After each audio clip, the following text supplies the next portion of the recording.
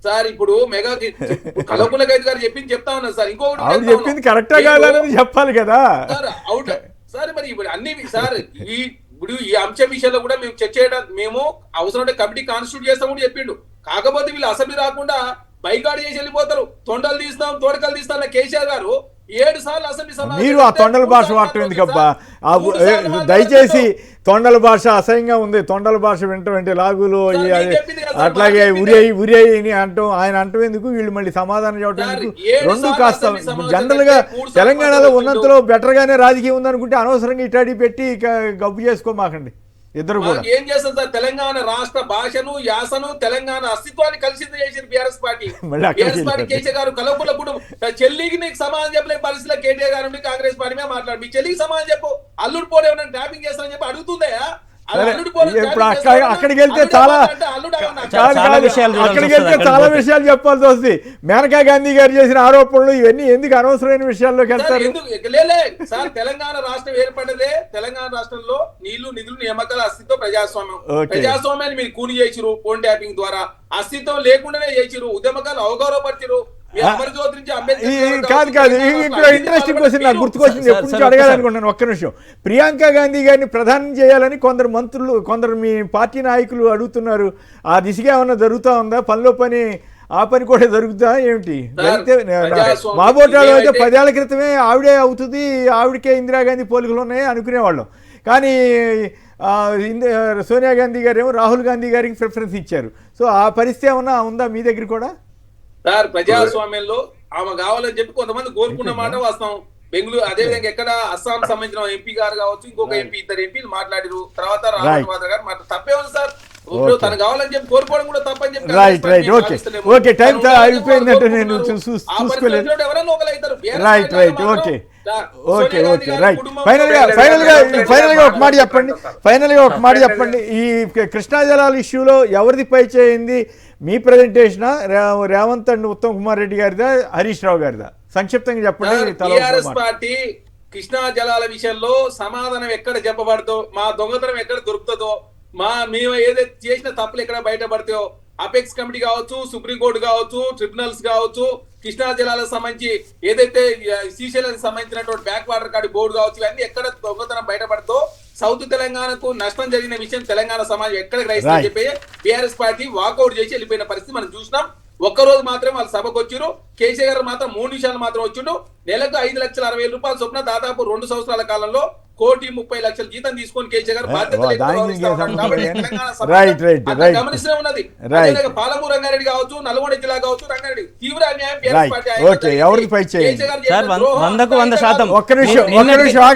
మీరు మాట్లాడినంత నిన్నటికి నిన్న కూడా చూసినాము. వాళ్ళు ఉత్తమ్ కుమార్ రెడ్డి గారు ప్రజెంటేషన్ ఇచ్చిన తర్వాత నిన్నగాక మొన్న మా తెలంగాణ భవన్లో హరీష్ రావు గారి నాయకత్వంలో పూర్తి స్థాయిలో కుండ బద్దలు కొట్టినట్టు 2014కు ముందేమైంది, 60 ఏళ్ళు ఇదే కాంగ్రెస్ పార్టీ తెలంగాణ సమాజానికి ఏ రకంగా ద్రోహం చేసింది, విభజన చట్టంలో ఏ రకంగా ద్రోహం చేసింది, సెక్షన్ 3 అనే పేరు పెట్టకుండా 2024 తర్వాత 2023 డిసెంబర్ వరకు ఎన్ని రకాలుగా తెలంగాణకు మేలు చేకూర్చే విధంగా మేము పనిచేసామో అన్ని వివరాలతో సహా బయటపెట్టినాము. నిన్నగాక మొన్న అసెంబ్లీలో మాట్లాడుతూ ఇదే రేవంత్ రెడ్డి గారు ఏం చెప్తా ఉంటారు, నేను చంద్రబాబు గారి చెవిలో చెప్పొచ్చినా, నేను చెవిలో చెప్పడం వల్లనే, నాకు వారికి ఉన్న సాన్నిహిత్యం వల్లనే, ఒక రూమ్లో కూర్చొని చెప్పడం వల్లనే వారు విని రాయలసీమ లిఫ్ట్ను పక్కన పెట్టినరు అని చెప్పినారు. సిగ్గు లేకుండా ఇటువంటి అబద్ధాలు చెప్పడం ఖచ్చితంగా రేవంత్ రెడ్డి గారికి మాత్రమే చెల్లింది. ఇది ఇప్పటికైనా ఇటువంటి ఆలోచనలు మానుకోవాలి. ఖచ్చితంగా దానికి సంబంధించి పూర్తి వివరాలు మేము బయట తర్వాత మేమే ఆపినాము అని చెప్పి అక్కడ ఉన్నటువంటి తెలుగుదేశం పార్టీ కూడా చెప్తా ఉంది, అదే చంద్రబాబు నాయుడు గారి పార్టీ కూడా చెప్తా ఉంది. అక్కడ ఉన్న వైఎస్ఆర్ కాంగ్రెస్ చంద్రబాబు గారి సమాధానం వాళ్ళ పార్టీ తరఫున అఫీషియల్ గా సమాధానం చెప్పిండ్రు. చెప్పిన దాని మీద ఆలోచన లేకుండా వీళ్ళు కృష్ణా జలాలు అని చెప్తా ఉంటారు, అసెంబ్లీ అని చెప్తా ఉంటారు. గురువుకి కొమ్ముంచాడని వాళ్ళు బాధపడతా ఉన్నారు. వాళ్ళు అటువైపు రాహుల్ గాంధీ గారు కొంపముంచుతా ఉన్నారు, ఇటువైపు చంద్రబాబు కొంపముంచుతా ఉన్నారు. దీంట్లో మరొక ఒక్కటే విషయం సార్, ఒకటే విషయం, అసెంబ్లీకి సంబంధించి చూస్తే కూడా వాకౌట్ చేసిండ్రు అని మాట్లాడతారు. గత అసెంబ్లీలో చూస్తే మా హరీష్ రావు గారు ఒక్కరు సమాధానం చెప్తా ఉంటే దాదాపుగా 9 మంది మంత్రులు 30 మంది ఎమ్మెల్యేలు అడ్డుపడతా ఉంటారు, 100 సార్లు మైక్ కట్ చేస్తారు. పోనీ నిన్నగాక మొన్న జరిగిన అసెంబ్లీలో చూస్తా ఉంటే స్వయంగా స్పీకర్ గారే చెప్తా ఉంటారు, ముఖ్యమంత్రి గారిని విమర్శిస్తారు అంటే ముఖ్యమంత్రి గారి మీద మీరేమన్నా మాట్లాడతారు అంటే మీకు మైకే ఇవ్వము అని చెప్తా ఉంటారు. ఇంకెందుకు సార్ మేము అసెంబ్లీలో అది ఉండేది? కూడా correct గా. వాళ్ళు Right. గాంధీ భవన్ లో మాట్లాడే Okay. మాటలు తీసుకొచ్చి ప్రకాష్ రెడ్డి అసెంబ్లీలో గారు, మాట్లాడతామంటే ఎట్లా? ప్రకాష్ రెడ్డి గారు. సిఎల్పి మీటింగ్ లో మాట్లాడేది తెచ్చి అసెంబ్లీలో మాట్లాడతామంటే ఎట్లా? రైట్. ప్రకాష్ రెడ్డి గారు ఎవరిది పై చేయింది ప్రెజెంటేషన్ లో సంక్షిప్తంగా చెప్పండి దయచేసి, టైం అయిపోయింది. నేను ఒక సెకండ్ సార్, అసెంబ్లీలో ప్రతిపక్షాలను అడ్డుకుంటున్నారు అధికార పక్షం అని చెప్పి అసెంబ్లీని బైకాట్ చేయడం అంటే అది మీ శతగాంతరమే తప్ప అసెంబ్లీలో 10 మంది ఎమ్మెల్యేలు 290 మంది ఉన్న రోజుల్లో కూడా 10 మంది ఎమ్మెల్యేలు ప్రతిపక్షంగా ఉండి కూడా అధికార పక్షాన్ని నిలదీసి అవసరమైతే ప్రజాపక్షాన అసెంబ్లీలో కొట్లాడినటువంటి సంఘటనలు ఉన్నాయి. కాబట్టి పలాయనవాదం అనేటువంటిది టీఆర్ఎస్ పార్టీ తీసుకున్నటువంటి నిర్ణయం. అది వాళ్ళ పార్టీ ఇష్టం. పలాయనవాదంలో ప్రజలు కూడా వాళ్ళని పలాయనం చేపిస్తారు అనేది నా అభిప్రాయం. అంటే రెండు వారు ఇప్పుడు అన్నారు ముఖ్యమంత్రిని సిగ్గులేదని, మరి మన ఎన్నదాకా ముఖ్యమంత్రి గారే నేర్పిస్తా ఉన్నారు సార్, మాకు వారే నేర్పిస్తా ఉన్నారు, వారే మాట్లాడుతూ ఉన్నారు కదా. వారు కేసీఆర్ గారి మీద మాట్లాడినప్పుడు బరాబర్ మాట్లాడుతూనే ఉంటాం కదా మేము కూడా. ఇంకోటి ప్రకాష్ రెడ్డి గారు చెప్తా ఉన్నారు, ఇప్పుడు మేము బయటికి పోయినాము పలాయనము ఇంకోటి అని చెప్తా ఉన్నారు. బీజేపీ ఎమ్మెల్యేలు ఏం చేస్తా ఉన్నారు సార్, రాష్ట్రానికి సంబంధించి అతి ముఖ్యమైన కృష్ణా జలాలకు సంబంధించి అంత తీవ్ర స్థాయిలో పవర్ ప్లాంట్ ప్రెజెంటేషన్ జరుగుతా ఉంటే వాళ్ళకు ఉన్నటువంటి ఎమ్మెల్యేలు అంతా హాయిగా నిద్రపోతా ఉన్నారు, జోలబాడినట్టుగా అనిపిస్తా ఉన్నట్టుంది.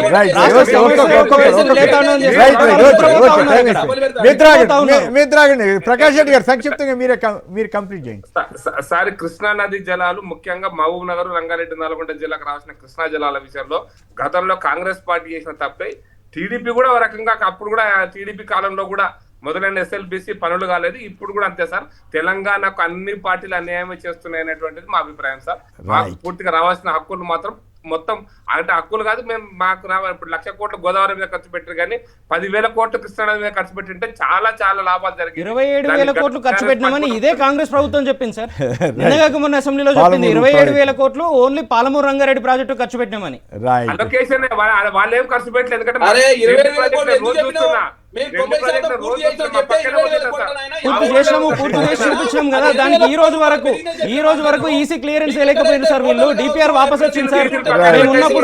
మేమున్నప్పుడు 11 అప్లికేషన్లు పెడితే 7 క్లియరెన్స్ తెచ్చినాము. వీళ్ళు మూడు క్లియరెన్స్ లకు పెడితే 3 వాపస్ వచ్చినాయి వీళ్ళ దగ్గర. సార్ 63.5% స్ట్రైక్ రేట్ మాది.